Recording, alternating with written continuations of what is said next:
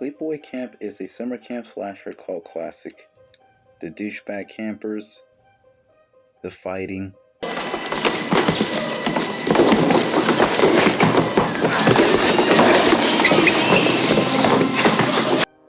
scenes where you think everything might go well with the guy with the girl, but it turns out that they turn out to be a douchebag.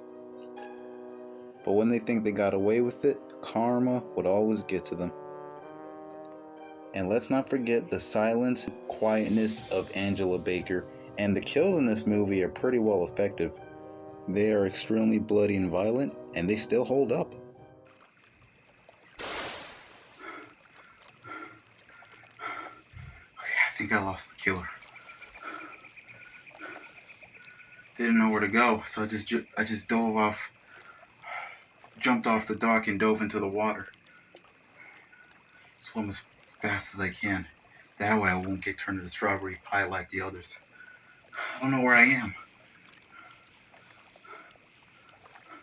Oh, there's the camp setting. I gotta see if anybody's alive. We gotta get the police. No, wait, the killer cut off the phone lines. I don't know what to do. I don't know what I should do. But what I can do is re-rank the Sleepaway Camp franchise because I missed one, and it's not 4, it's 5. Welcome back to the Asylum Beyond the Dead, where we do rankings, music videos, art on this channel, not movie reviews. I don't like doing movie reviews.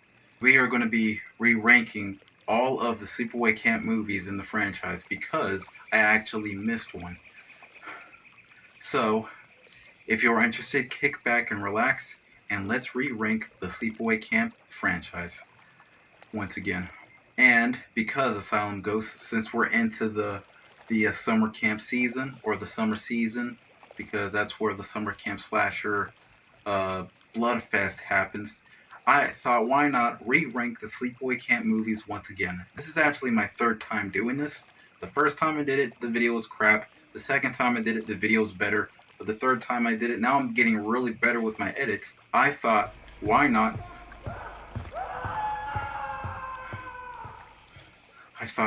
re-rank the Sleepaway Camp franchise again?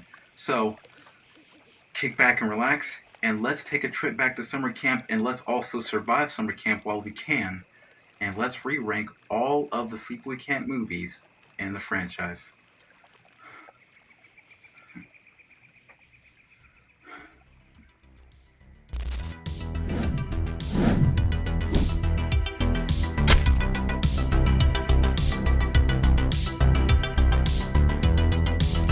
At number 5 is going to have to be Sleepaway Camp 4, The Survivor. The reason why this is the worst out of the franchise is because this movie, the writers, the directors, and the team involved with this film didn't even put effort making this movie. Because basically what this movie is from head to toe is new footage and recycled footage from the past Sleepaway Camp movies.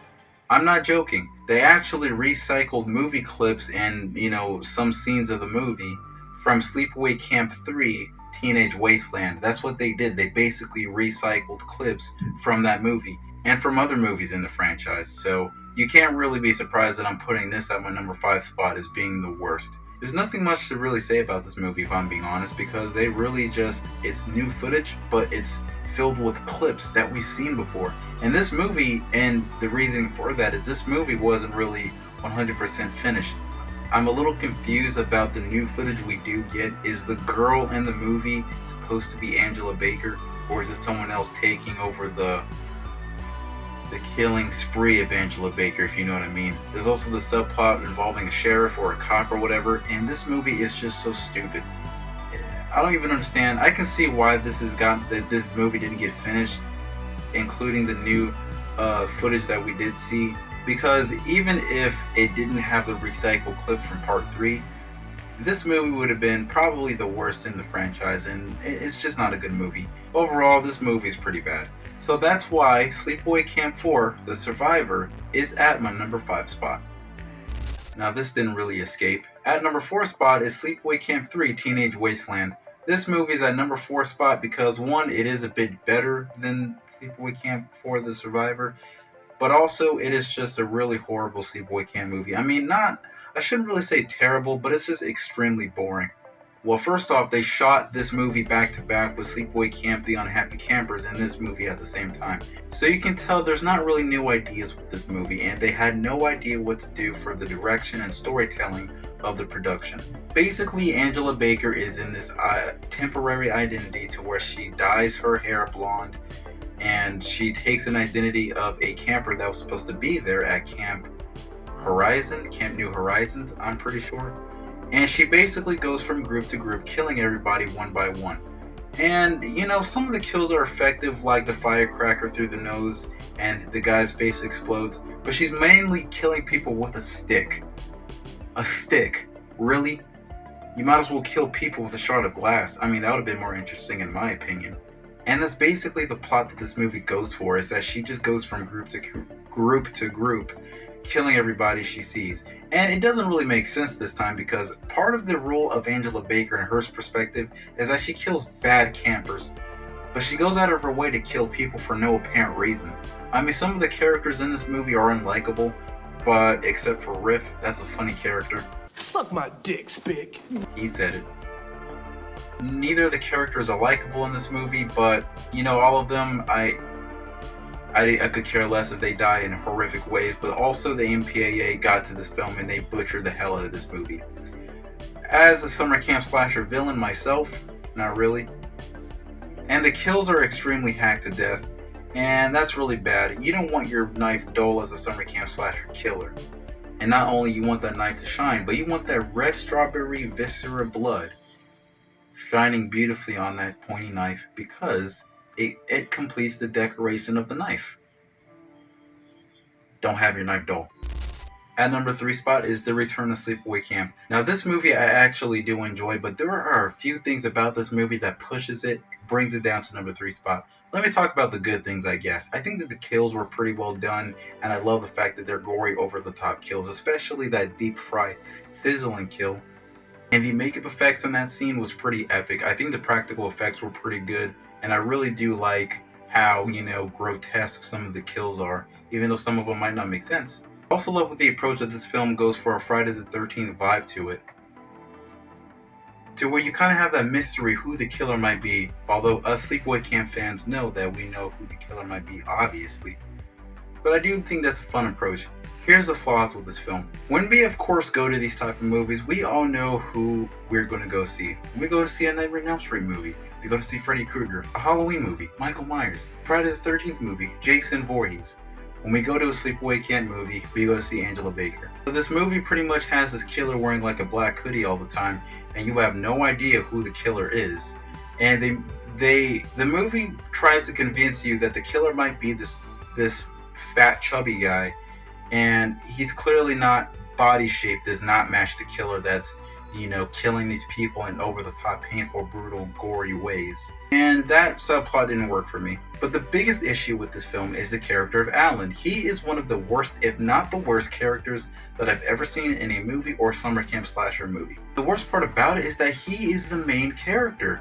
Why would you make a character that, gets bullied and he claims that everybody's picking with him, to where he does the same thing to everybody in the camp, to where he cranks it up 1000%, and he makes it a lot more worse. He picks on people in a lot of mean ways, to where he pulls a girl's ponytail.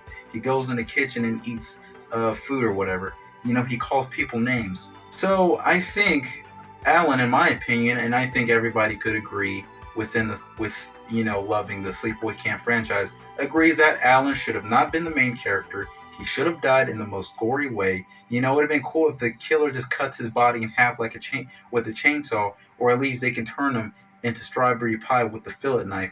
Or he should have been the one that should have been dumped in the deep fryer rather than the one chef. I can't stand Alan. He's terrible. But yeah, like I said, I think that this movie is pretty good, and I also think that the score was pretty decent. But because of that fat ass Alan, this movie is going to stay at my number 3 spot. Damn you, Alan. At number 2 is going to be the original Sleepaway Camp. I love this movie. I love the aesthetic of it. I love the camp setting. And I love the storyline and the theme that this movie goes for. I think that the score and cinematography are pretty top notch. Even though the cinematography doesn't have that bluish lighting, which I like, it has that classic nighttime feel, and I honestly think that's scary for the approach that they're going for this movie. And I like the character of Angela Baker too, where she's quiet, but every time something happens, the camera is fixated on her, and you might think for a split second that she might be responsible, but for the fact that she is so innocent and she seems harmless, all that adding up makes you believe that you kind of skype past the problems from her and into thinking that she might have something to do with, killing the people that's been picking on her and all that stuff. I thought the kills in this movie were pretty good, especially with the bee kill and all of that, especially getting stabbed in the back in the shower scene. That scene was pretty epic. The practical effects of the cook getting boiled to death, although somehow survived. The bow and arrow kill and all of that. Every kill in this movie is amazing. Especially with the bow and arrow. That practical effect actually looks like the guy was shot in the neck. And especially that ending was a really cool twist. I didn't expect that ending to happen. That was a big surprise on me. I don't think it's one of the best endings, but I do think it's one of the biggest surprise endings. Everything about this movie I love, I adore, and a lot of people out there in the YouTube community says that this is one of the worst movies out there, and they say that it's so laughably bad and enjoyably bad. I don't honestly think that. I think that this is an enjoyable movie. Might have a few problems in there, but I do think this is an amazing popcorn fest, slaughter fest movie for summer camp slasher season. By the way, I'm talking about the original Sleepaway Camp movie. How do you expect me not to do this?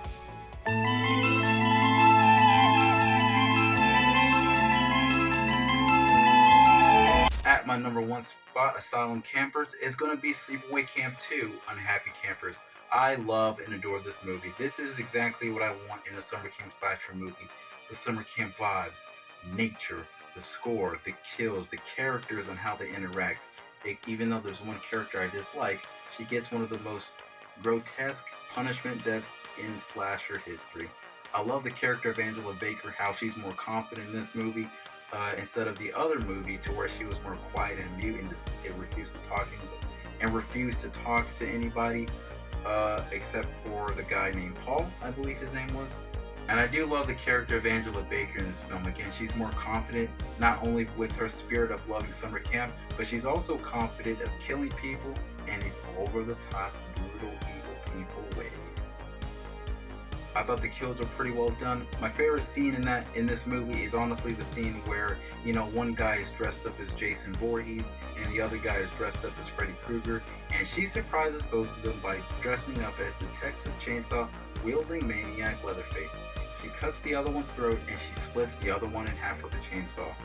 Fun fact, Jason Voorhees and Leatherface actually met in a comic book together. How fitting. Although that was a few years later. I think that the cinematography in this film is perfect. Exactly what I want. The moonlight going through the trees and it's all tinted with a blue filter, and that makes it extremely pop, especially with hues of fog in there. And it's not too over the top with the saturation, but it's just the right amount to where I instantly fall in love with it. This is exactly the cinematography I want in my summer camp slasher films, or any slasher films out there. And I think this is a perfect, one of the best summer camp slasher movies in summer camp history, and it is forever and always will be at my number one spot. And that was my re-ranking of all 5, not 4, of the Sleepaway Camp movies in the Sleepaway Camp franchise. What do you guys think of this video? Do you guys like this video? Do you guys hate it, think it's okay? Or do you disagree altogether? Let me know what your rankings are in the comments below. Now I want to ask you guys something. Do you think that the Sleepaway Camp Sleepaway Camp for the Survivor counts? Or do you think that the 4th one is ultimately The Return? Because that's probably the 4th film that's actually final. Let me know what you think. As next time Asylum Ghosts.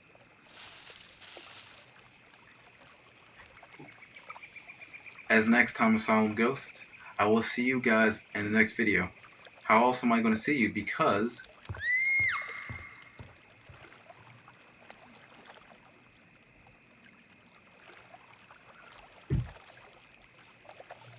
yeah, I think you can understand why I might not be able to see you guys once again.